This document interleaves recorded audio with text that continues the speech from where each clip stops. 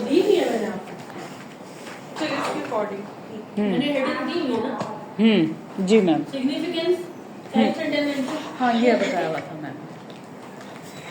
तो let's say यहाँ पे सिर्फ एक देख लेते हैं।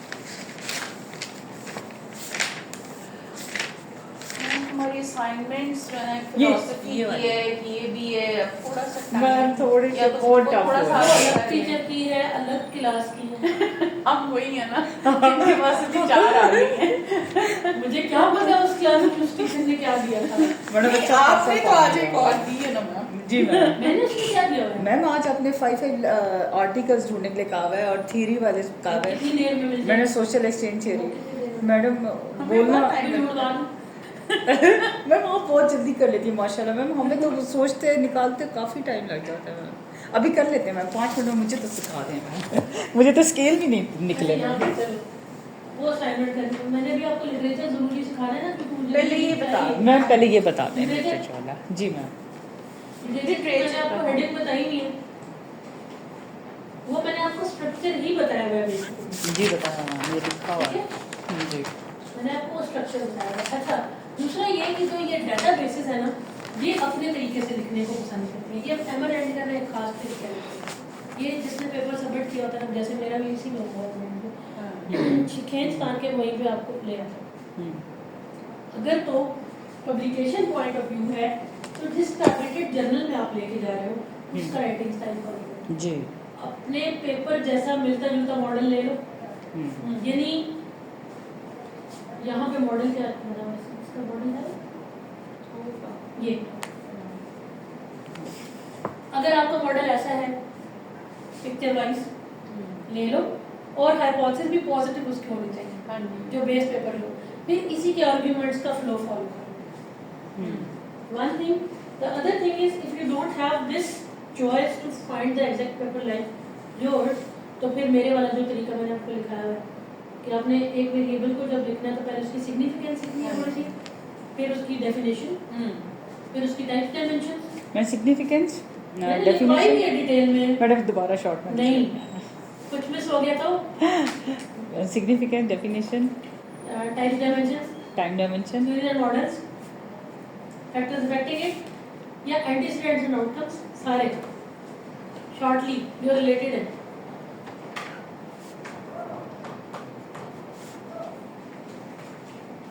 फिर 2 वेरिएबल्स का वो भी सेम, इसमें सिर्फ रिलेशनशिप लिखने हैं, इसमें वो डेफिनेशन वगैरह नहीं लिखनी।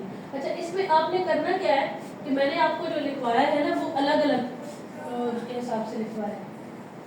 मतलब मैंने आपको जो बन सकते हैं,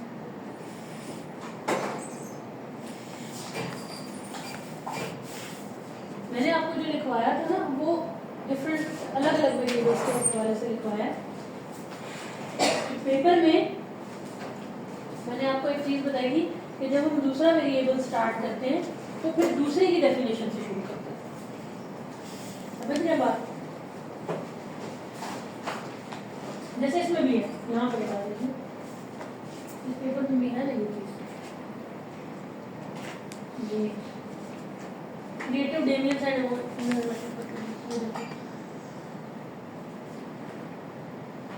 creative domains and innovative performance.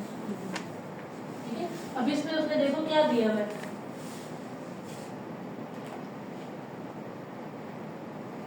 अब यहाँ पे वो क्रिएटिव डेमियंस और इनोवेटिव परफॉर्मेंस दोनों को मिलाकर लिखा है। अब दोनों को पहले कंस्ट्रक्ट वाइज लिखेगा, ठीक है, और फिर उसको ले आएगा इस पर अपने वेरिएबल्स पे। यहाँ पे ऊपर जैसे कह रहे हैं एम्पावरिंग लीडरशिप एंड क्रिएटिव डेमियंस।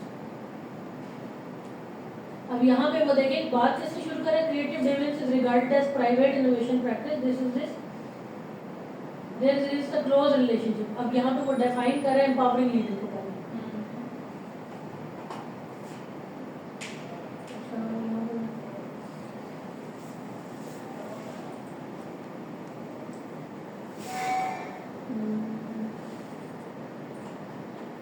क्योंकि ये तो बंद करने का टाइम लग जाएगा।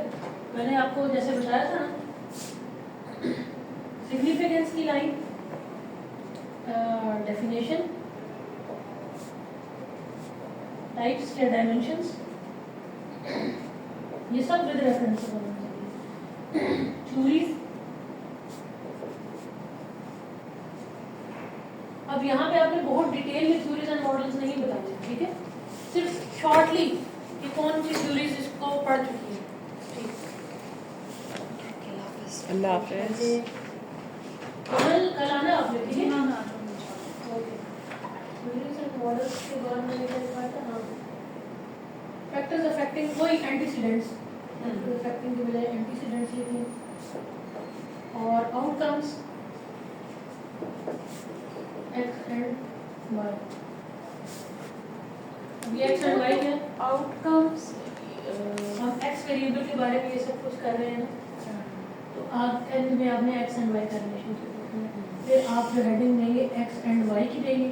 अब यहाँ पे जो चीज़ें स्टार्ट होंगी वो वाई वेरिएबल की सिग्निफिकेंस, वाई की डेफिनेशन वगैरह वगैरह।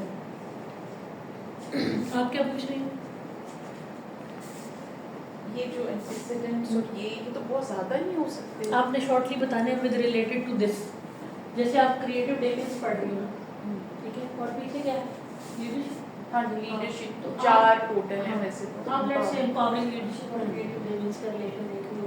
अब जब आपने ये आउटकम्स लिखने हैं तो एम्पावरिंग लीडरशिप के सारे आउटकम नहीं लिख देने, वो तमाम जो क्रिएटिविटी या बिहेवियर से रिलेटेड है, जैसे अभी उस पैराग्राफ में था, innovative performance, creative performance, employ creative potential, creative passion, creativity, relevant, quoted बस वही करने हैं, क्योंकि आपने उसकी बेस पे थ्योराइज करना है। समझ आ गई?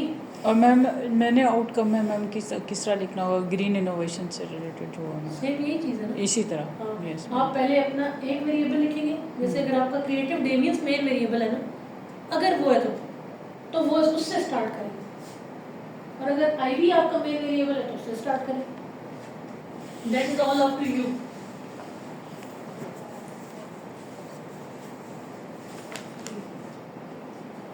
जी और आसान कर दूं, एमरेल्ड का पेपर ढूंढो, बेस पेपर जिसका मॉडल बिल्कुल आप जैसा, जी मैम। और उसका लॉजिकल फ्लो फॉलो करो। लेकिन फिर उसकी ये गारंटी नहीं है, क्योंकि कई पेपर ऐसे पास हो जाते हैं। सेम पेपर ढूंढ लो, जैसे मैंने एक मॉडल अभी एक पे काम में कर रही थी, मैंने भी ये तीनों पेपर जो है ना छोड़े हुए, मैं आपको बस एग्जांपल्स इनकी दे रही हूँ, आधे में छोड़े हुए मैंने। मेरा एक वेरिएबल था उसमें ये एक्स और एक वाई, ठीक है, 2 वेरिएबल्स थे, और मैंने सीक्वेंशियल मीडिएशन की थी, x leads to c, c leads to d, d leads to y. ये मेरा मॉडल था। अब मैंने इसको चेक करने के लिए मुझे समझ नहीं आ रही थी ना कि मैं इसकी सीक्वेंशियल मीडिएशन मॉडल कैसे बनाऊँ। पहले मैंने यू बना दिया, x is equal to c is equal to d equal to y, ये बना दिया। फिर मैंने कोई स्टडीज चेक की, फिर मैंने जब स्टडीज चेक की तो उन्होंने ये भी किया हुआ था, ये भी किया हुआ था। अच्छा, समझ आ गया? जब ये किया हुआ था फिर मैं उनमें देखने लगी कि इसमें सीक्वेंशियल मीडिएशन वाला भी तो एक हाइपोथेसिस होगा ना, वो कहाँ लिखा जाएगा? ये एक मीडिएशन पाथ है, एक दूसरा ये सीक्वेंशियल मीडिएशन था, ये कैसे लिखा जाएगा? वो स्टडीज ने लिखा हुआ था कि सी डैश पाथ है सीक्वेंशियल मीडिएशन, यहाँ शो नहीं हो रही लेकिन है जरूर एरोस के अंदर। फिर मैंने एक पेपर ढूंढा कि जिसमें सेम यही मॉडल था, और उसी जर्नल में जिसको मैं टारगेट करना चाह रही थी ना, उसी डाटाबेस का पेपर निकाला। फिर मैंने ये रिलेशनशिप देखी, क्योंकि जब मैं आर्ग्यूमेंट देखूंगी तो ये नेगेटिव रिलेशनशिप नहीं होना चाहिए, अगर मेरा ये पॉजिटिव है तो उसमें भी पॉजिटिव होना चाहिए।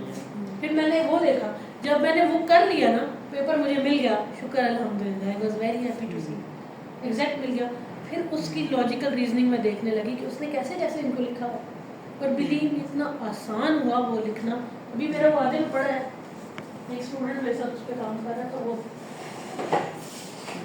हाथ था मेरे तो फिर कंप्लीट करूँ, लेकिन वो मेरा बड़ा अच्छा जा रहा है अभी तक, वो मैं उसको लिख रही हूँ उसी तरह, सिर्फ इसी मेथड से कि मैं मुख्तलिफ पेपर्स को चेक करके उनको स्कैन करके वो कैसे रीजनिंग करनी है, मुझे कैसे करनी चाहिए। हम पीएचडी में ना किताबी चीज़ें पढ़ाते हैं जो कि विशेष स्टेट मैम घर में आप कितने घंटे पढ़ती हैं? मैं बिल्कुल नहीं पढ़ती। मैम लगता है आपको 10 घंटे पढ़ती हैं। अब मैं सिर्फ सोचती हूँ। अब मेरे पेपर्स कम आते हैं, ज़्यादा 3 वाई और 1 डब्ल्यू आया है सामने, ये पिछले 5-6 महीने में, ठीक है। दूसरा डब्ल्यू का रिवीजन चल रही है, तीसरा डब्ल्यू अभी सबमिट किया है, मतलब वो भी हो ही जाएंगे। इतने पेपर नहीं आ रहे कि मेरे अच्छा पे जा रही हूँ। क्यों? क्योंकि मुझे एक चीज़ आती है ना, बार बार मैं क्या प्रैक्टिस। बिल्कुल सही जी मैम। नहीं इतने भी बहुत हैं जो आप बता रही हैं। कितना? नहीं रिक्वायरमेंट जो आप बता हाँ, रही हैं तीन वो- वायर- मैम 15 रिक्वायरमेंट है ना प्रोफेसर बनने की। अभी तो मैं एसोसिएट भी नहीं हूँ। मैम बढ़ जाइए मैम, कौन सा टाइम लगता एसोसिएट है? की 10 चाहिए, मुझे 21 हो।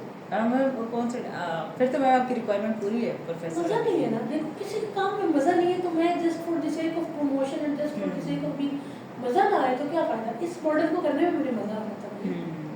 तो ये जो मुझे मजा आ रहा था ना, दैट वाज समथिंग।